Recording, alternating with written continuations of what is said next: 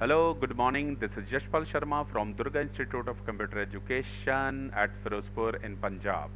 Now let's start. Today we will discuss an ABS technology, how to deploy your website on AWS.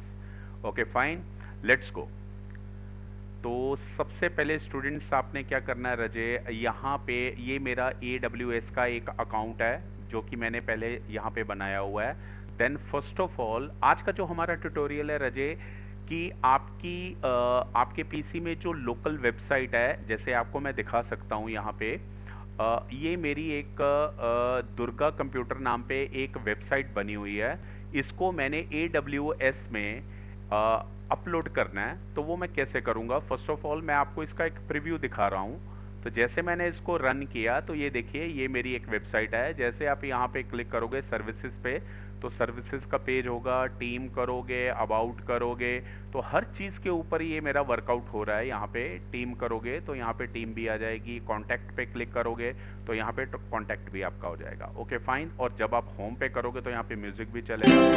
Okay anyway, तो अब मैं इस website को host करने जा रहा हूँ। किसके ऊपर? क्लाउड कंप्यूटिंग, मतलब AWS के ऊपर इसको मैं अपलोड करने जा रहा हूँ। ओके, तो चलिए नाउ ये मेरा सबसे पहले डैशबोर्ड है। तो मैं यहाँ पे क्या करने जा रहा हूँ, मैं यहाँ पे सर्च बार पे EC2 यहाँ पे राइट करूँगा तो यहाँ पे वो मेरे को सर्च करके बता देगा। देखिए आप यहाँ पे EC2 पे क्लिक कीजिए। EC2 मतलब इलास्टिक कंप्यूट क्लाउड। ओके, तो आप यहाँ पे सबसे पहले EC2 में बेसिकली हमारा EC2 का फंक्शन क्या होता है कि आप पहले ये जो हमारा EC2 है, EC2 की सर्विसेज बेसिकली रिलेट होती है हमारी क्लाउड कंप्यूटिंग कॉन्सेप्ट से। क्लाउड कंप्यूटिंग क्या चीज होती है? क्लाउड कंप्यूटिंग होती है कि आपके पास जो रिसोर्सेज है वो होस्ट साइट पे हैं, आपके लोकल पीसी में नहीं है। आप नंबर ऑफ रिसोर्सेज को यूज करके आप अपना प्रोजेक्ट या कोई भी प्रोडक्ट को जनरेट कर सकते हो, राइट।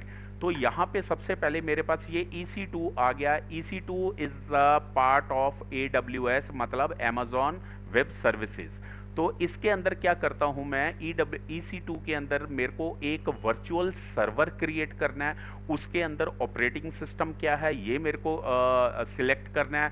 उसके अंदर नेटवर्क की सिक्योरिटी सिस्टम को डिप्लॉय करना है, कौन सी नेटवर्क सिक्योरिटी मेरे को चाहिए और कौन सी मेरे को नहीं चाहिए। तो वो चीज़ सारी मैं आज आपको प्रैक्टिकली करके दिखा रहा हूं। तो सबसे पहले आप क्या करोगे, डैशबोर्ड पे जाओगे इसके, तो यहाँ पे वो आपको बता देगा कि आपके इंस्टेंसेस मतलब आपका अभी एक सर्वर बना हुआ है।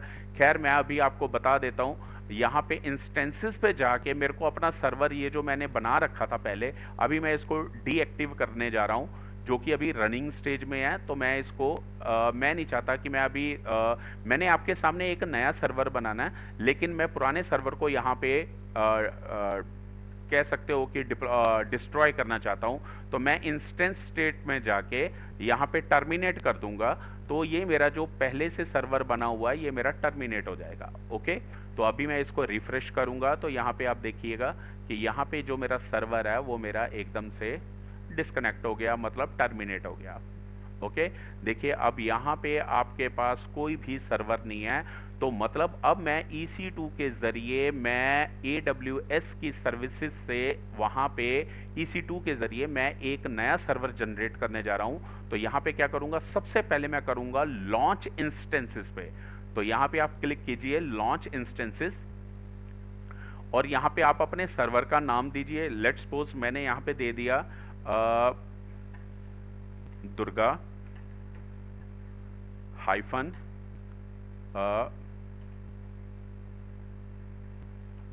Computer. Okay, this is Durga Durga computer. Okay, ये मैंने दे दिया, मेरे सर्वर का नाम है। देन आफ्टर दैट क्या होगा, यहाँ पे मैंने ऑपरेटिंग सिस्टम मैंने लाइनक्स चूज किया हुआ है।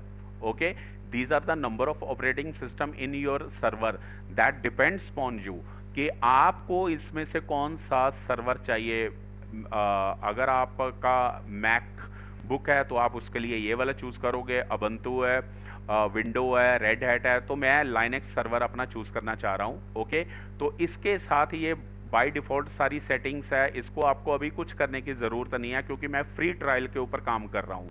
लेकिन अगर आप यहाँ पे रेंट पे काम करोगे, आपकी कंपनी पे कर रही है, तो फिर आप आप इसको कस्टमाइज़ कर सकते हो। ओके, तो यहाँ पे आपकी की पेयर देनी है, मेरे को यहाँ पे की जनरेट करनी है। तो पहले आपने क्या किया, की पेयर आपको पीपीके वाला यहाँ पे पीपीके मैंने यहाँ पे सिलेक्ट कर लिया, सिंपल।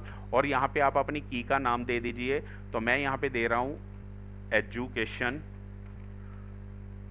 एजुकेशन मैंने दे दिया। ओके फाइन, तो hyphen education, that's it.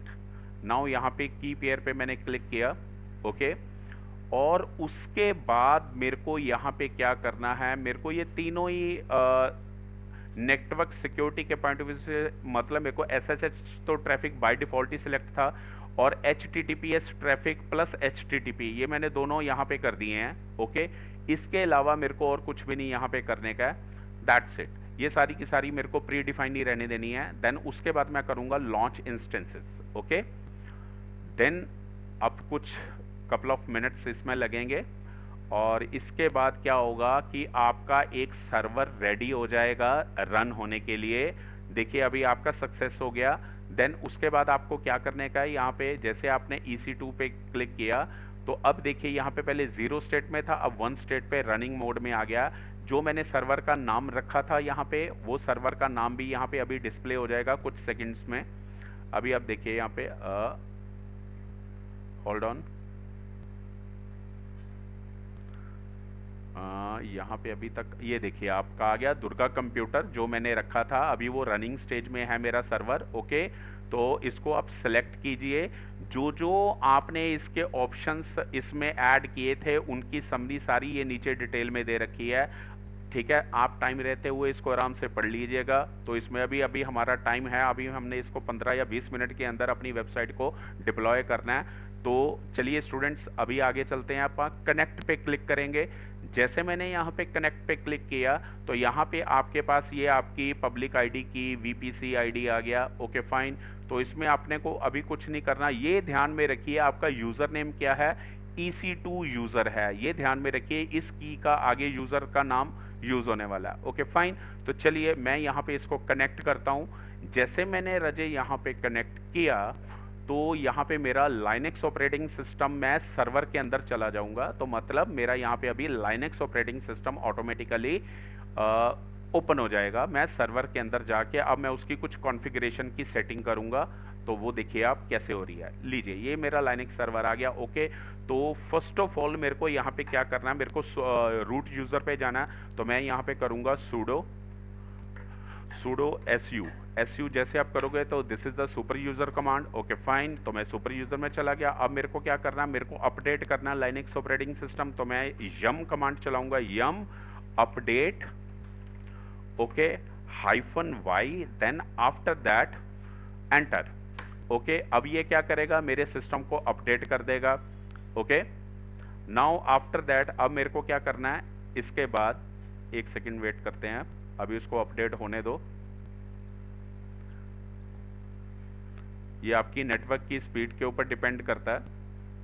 Okay fine, तो चलिए अब मेरे को क्या करना है, मेरे को यहाँ पे एक कमांड लिखनी है, यम इंस्टॉल -y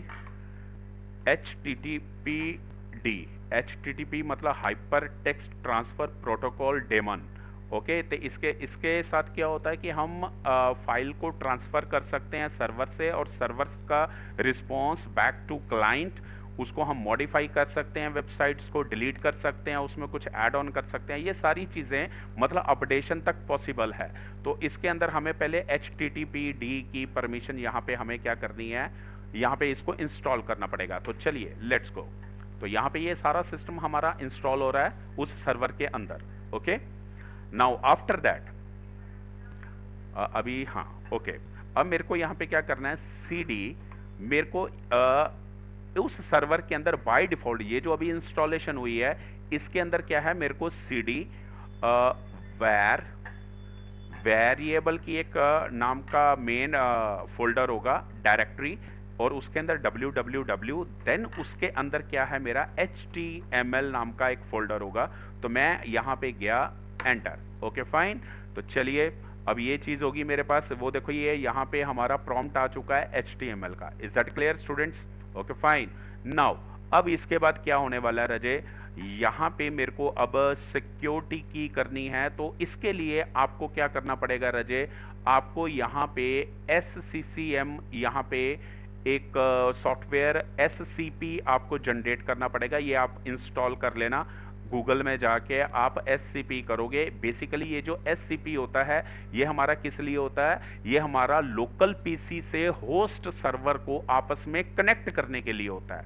मतलब ये जो अभी मैं काम कर रहा हूं जिस पीसी पे, ये मेरा लोकल पीसी है, तो सर्वर मेरा कौन सा है यहाँ पे, ये मेरा लाइनक्स सर्वर है। इसको आपस में कनेक्ट करने के लिए हमारे पास एक पुट्टी सॉफ्टवेयर भी होता है और एक हमारा होता है WinSCP। तो मैं WinSCP के ऊपर काम कर रहा हूं, तो यहाँ पे मैं इसको क्लिक करूंगा।